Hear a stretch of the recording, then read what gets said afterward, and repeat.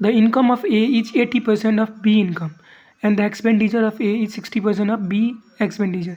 If the income of A is equal to 90% of B expenditure, then what is the percentage are in the savings A more than B savings? Okay, तो A है और B है, okay, ratio में सबसे पहले income की बात किया जाए, एक्सपेंडिचर की बात किया जाए और लास्ट में सेविंग्स की बात किया जाए।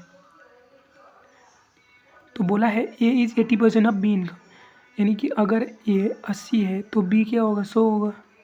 0 से 0 कैंसिल हो जाएगा, 4:5 डायरेक्ट लिख देते हैं वैसे ही तरह 4:5। सिमिलरली 60% ऑफ बी इनकम, यानी कि एक 60 है तो एक 100 है, इसको भी कर लेंगे तो कितना आ जाएगा मेरा,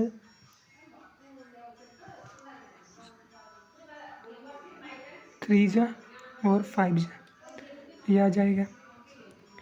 if the income of A is equal to 90%, income A का इनकम और बी का एक्सपेंडिचर का इक्वल का बात किया जा रहा है, तो ये वाला 5 से ऊपर मल्टीप्लाई कर देना है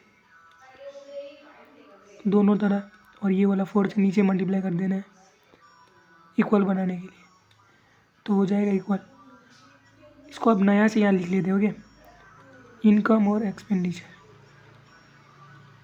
5 4 से 20 is to 5 4 से 25 is to 3 4 से 12 5 4 से 20। देखिए इक्वल हो गया।